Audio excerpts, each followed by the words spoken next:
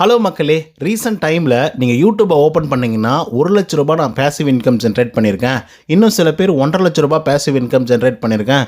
இன்னும் சில பேர் மேலே போய் 2,00,000 ரூபாய் வரைக்கும் பேசிவ் இன்கம் ஜென்ரேட் பண்ணுறேன் அப்படின்னு சொல்லி பதிவு போட்டிருக்கிறத பார்த்துருப்பீங்க. ஆனால் அவங்க எப்படி முதலீடு பண்ணுறாங்க, எப்படி பேசிவ் இன்கம் ஜென்ரேட் பண்ணுறாங்க அப்படிங்கிறத பெரும்பாலான பேர் சொல்லவே மாட்டாங்க. ஸோ நான் இந்த வீடியோவில் எப்படி நீங்கள் பேசிவ் இன்கம் ஜென்ரேட் பண்ணுறது அப்படிங்கிறத சொல்ல போகிறேன். குறிப்பாக போஸ்ட் ஆஃபீஸுடைய மந்த்லி இன்கம் ஸ்கீமை வச்சு எப்படி மாதம் 9,250 ரூபாய் பேசிவ் இன்கமாக ஜென்ரேட் பண்ணுறது அப்படிங்கிறத இந்த வீடியோவில் முழுசாக பார்க்கலாம். ஸோ இந்த வீடியோக்கு போகிறதுக்கு முன்னாடி let's welcome back to Wealthy Packet. நான் உங்கள் உதய். சேனலுக்கு புதுசாக வந்திருக்கீங்க அப்படின்னா சப்ஸ்கிரைப் பண்ணாதவங்க சப்ஸ்கிரைப் பண்ணி வச்சுக்கோங்க. பக்கத்தில் ஒரு பெல் ஐக்கான் இருக்கும், அதையும் ப்ரெஸ் பண்ணி ஹாலில் போட்டுக்கோங்க. அப்போ தான் நாங்கள் அப்டேட் பண்ணுற ஒவ்வொரு விஷயமும் உங்களுக்கு நோட்டிஃபிகேஷன் சேரும். அதை தாண்டி இந்த வீடியோக்கு குறைஞ்சபட்சம் ஒரு 1000 லைக்கான எதிர்பார்க்குறோம். ஸோ லைக்கை போடுங்க, வீடியோ பாருங்கள். வாங்க இன்று வீடியோக்குள்ளே போகலாம். இப்போது போஸ்ட் ஆஃபீஸுடைய மந்த்லி இன்கம் ஸ்கீமை பற்றின டீட்டெயில்ஸை பார்ப்போம். ஸோ இந்த ஸ்கீமை பொறுத்த வரலையும் 5 வருஷத்துக்கான ஸ்கீம். அதே போல் 7.4% இன்ட்ரெஸ்ட் ரேட் கொடுக்குறாங்க. இதில் யாரெல்லாம் ஜாயின் பண்ணலாம் அப்படிங்கிறத பார்ப்போம்.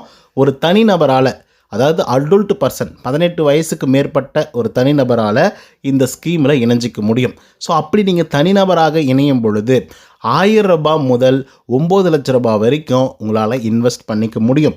அதே போல் ஜாயிண்ட் அக்கௌண்ட் மூலியமாகவும் இந்த ஸ்கீமில் இணைஞ்சிக்க முடியும். ஸோ அப்படி நீங்கள் இணையிறீங்க அப்படின்னா 1000 ரூபாய் முதல் 15,00,000 ரூபாய் வரைக்கும் உங்களால் இன்வெஸ்ட் பண்ணிக்க முடியும் இந்த ஸ்கீமில் இணைஞ்சி. மூன்றாவது, மனம் நல பாதிக்கப்பட்ட ஆட்களுக்காக கார்டியனாக இருந்து உங்களால் இந்த ஸ்கீமில் இணைஞ்சிக்க முடியும். ஸோ அவங்களுக்கும் லிமிட் 1000 ரூபாய் முதல் 9,00,000 ரூபாய் வரைக்கும்.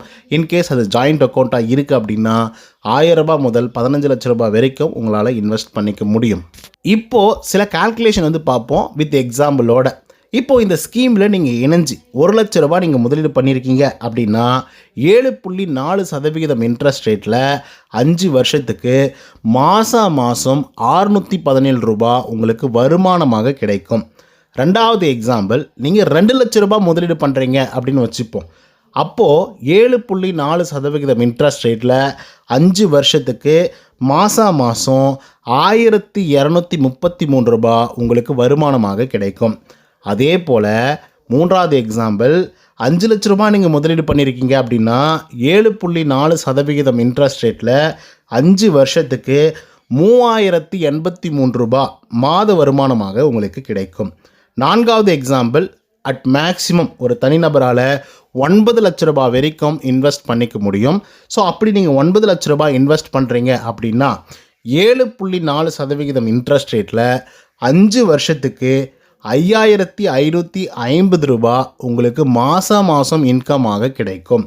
அதே போல் ஐந்தாவது எக்ஸாம்பிள், அட் மேக்ஸிமம் கூட்டு கணக்கு தொடங்குனீங்க அப்படின்னா 15,00,000 ரூபாய் வரைக்கும் உங்களால் முதலீடு பண்ணிக்க முடியும். ஸோ அப்படி நீங்கள் முதலீடு பண்ணிங்க அப்படின்னா 7.4% இன்ட்ரெஸ்ட் ரேட்டில் 5 வருஷத்துக்கு 9,250 ரூபாய் மாதம் வருமானமாக கிடைக்கும். ஸோ உங்கள்கிட்ட எவ்வளோ அமௌண்ட் இருக்குது, எவ்வளோ முதலீடு பண்ணலாம் அப்படிங்கிறத யோசித்து முடிவு பண்ணி முதலீடு பண்ணுறது பெஸ்ட்டு. இந்த ஸ்கீமோட முடிவில் உங்களுடைய வருமானம் எவ்வளவாக இருந்திருக்கும் அப்படிங்கிறத பார்ப்போம்.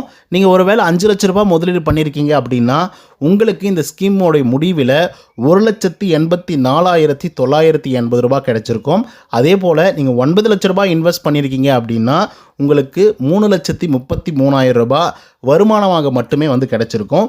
அதுக்கப்புறம் 15,00,000 ரூபாய் நீங்கள் முதலீடு பண்ணியிருக்கீங்க அப்படின்னா 5,55,000 ரூபாய் உங்களுக்கு வருமானமாக மட்டுமே கிடச்சிருக்கும். ஸோ இதெல்லாம் பார்த்திங்க அப்படின்னா உங்களுக்கு பேசிவ் இன்கம்மாக ஜென்ரேட் ஆகிருக்கும். உங்களுடைய கேபிட்டல், அதாவது உங்களுடைய முதலீடு அப்படியே இருக்கும். 5 வருஷம் கழித்து அந்த முதலீடு உங்களுக்கு அப்படியே நீங்கள் எடுத்துக்க முடியும். ஸோ அதனால் உங்களுக்கு எந்த பாதிப்பும் இல்லை. இப்போ ஷேர் மார்க்கெட் அப்படின்னு சொல்லி போனாலோ இல்லை மியூச்சுவல் ஃபண்ட்ஸ் அப்படின்னு சொல்லி போனாலோ அந்த இடத்துல சரிவு அப்படிங்கிறது கண்டிப்பாக இருந்தே தீரும்.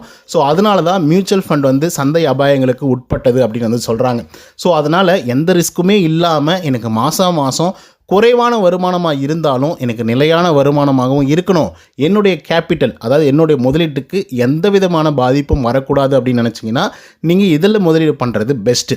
அதுக்கு அடுத்த கட்டமாக நீங்கள் மல்டி லெவல் இன்வெஸ்ட்மெண்ட்டை நோக்கி போகணும். இப்போது நீங்கள் ஒரு 9 லட்ச ரூபாய் இன்வெஸ்ட் பண்ணியிருக்கீங்க அப்படின்னா மாதம் உங்களுக்கு 5550 ரூபாய் இன்கமாக கிடைச்சிருக்கும். ஸோ இந்த இன்கம் வச்சு தான் என்னுடைய ஃபேமிலி ரன் பண்ணணும் அப்படிங்கிற அவசியம் இருக்கக்கூடிய ஆட்கள் மல்டி லெவல் இன்வெஸ்ட்மெண்ட் பக்கம் போக வேண்டிய அவசியம் இல்லை. இன்கேஸ் இது எனக்கு பேசிவாக வந்துட்டுருக்கு, இது மூலிமா எனக்கு எந்த செலவுகளும் இல்லை அப்படின்னு நினச்சிங்கன்னா இந்த 5550 ரூபாயை நீங்கள் வேறு ஒரு இடத்துல இன்வெஸ்ட் பண்ண ஆரம்பிக்கணும். இப்போ குறிப்பாக சொல்லணும் அப்படின்னா இந்த 5550 ரூபாயை போஸ்ட் ஆஃபீஸோடைய ஆர்டி அதாவது ரெக்கரிங் டெபாசிட்லேயே நீங்கள் மாதம் இன்வெஸ்ட் பண்ணுறீங்க அப்படின்னா 5 வருஷம் கழித்து நீங்கள் 3 லட்ச ரூபாய் இன்வெஸ்ட் பண்ணியிருப்பீங்க. உங்களுக்கு வரக்கூடிய வட்டி அப்படின்னு சொல்லி பார்க்கும் பொழுது 54,957 ரூபாய் உங்களுக்கு கிடச்சிருக்கும். அண்ட் ஓவராலாக 3,54,957 ரூபாய் உங்களுக்கு வருமானமாக கிடச்சிருக்கும்.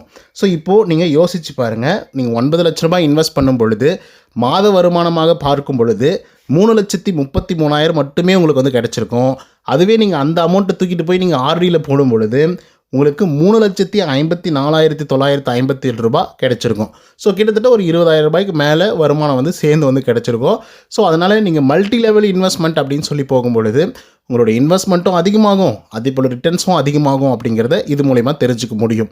இதுவே ஒரு 5,000 ரூபாயை நீங்கள் சிட் ஃபண்டில் முதலீடு பண்ணும் பொழுது 20 பேர் கொண்ட சீட் இருக்குது அப்படின்னா அதில் 3 சீட்டு தள்ளு போனால் கூட 17 சீட்டில் உங்களுக்கு 1 லட்ச ரூபாய் கிடைக்கும். அப்படின்னா கிட்டத்தட்ட 60 மாதத்தில் 3.5 சீட்டு நீங்கள் கட்டியிருப்பீங்க. அதாவது 3.5 டைம்ஸ் நீங்கள் கட்டியிருப்பீங்க. ஸோ அந்த விதத்தில் பார்க்கும் பொழுது 3,52,000 ரூபாய் உங்களுக்கு வருமானமாக கிடைச்சிருக்கும். இதுவே நீங்கள் மாதம் இன்கமில் மட்டுமே நீங்கள் எடுத்திருக்கீங்க அப்படின்னா 3,33,000 கிடச்சிருக்கும். இதே நீங்கள் சிட் ஃபண்டில் போட்டிருக்கீங்க அப்படின்னா 3,52,000 ரூபாய்க்கு மேலே கிடச்சிருக்கும். ஸோ அப்படி பார்க்கும்பொழுது ஒரு 20,000 ரூபாய் உங்களுக்கு கூட கிடச்சிருக்கும். அதுக்கடுத்தா 15 லட்ச ரூபாய் நீங்கள் முதலீடு பண்ணுறீங்க அப்படின்னா அதில் உங்களுக்கு 9,250 ரூபாய் உங்களுக்கு ரிட்டர்ன்ஸ் கிடைக்கும் மாதம். ஸோ அதை நீங்கள் முதலீடு பண்ணுறீங்க, மாதத்துக்கு கிட்டத்தட்ட ஒரு 9,000 ரூபாய் முதலீடு 10,000 ரூபாய் முதலீடு பண்ணுறீங்க அப்படின்னு வச்சுக்கோமே. ஸோ 5 வருஷத்தில் 6 லட்ச ரூபாய் நீங்கள் முதலீடு பண்ணியிருப்பீங்க. ஸோ அதோடைய இன்ட்ரெஸ்ட் மட்டுமே பார்த்தீங்க அப்படின்னா 1,09,902 ரூபாய் கிடச்சிருக்கும். ஸோ ஒட்டு மொத்தமாக 7,09,902 ரூபாய் பார்த்திங்கன்னா உங்களுக்கு ஒட்டு மொத்தமாக கிடச்சிருக்கும் 5 வருஷம் கழிச்சு. இதுவே நீங்கள் மந்த்லி இன்கம் ஸ்கீமில் மாதம் வரக்கூடிய வருமானத்தை நீங்கள் கால்குலேட் பண்ணி பார்க்கும் பொழுது 5,55,000 மட்டும்தான் கிடச்சிருக்கும். அதுவே நீங்கள் இப்படி முதலீடு பண்ணும் பொழுது ஒரு 1.5 லட்ச ரூபாய் உங்களுக்கு சேர்ந்து கிடைக்கும். அதுக்கடுத்தா இதுவே நீங்கள் ஆர்டியில் போடாமல் சீட்டு ஃபண்டில் போடுறீங்க அப்படின்னு வச்சுப்போமே.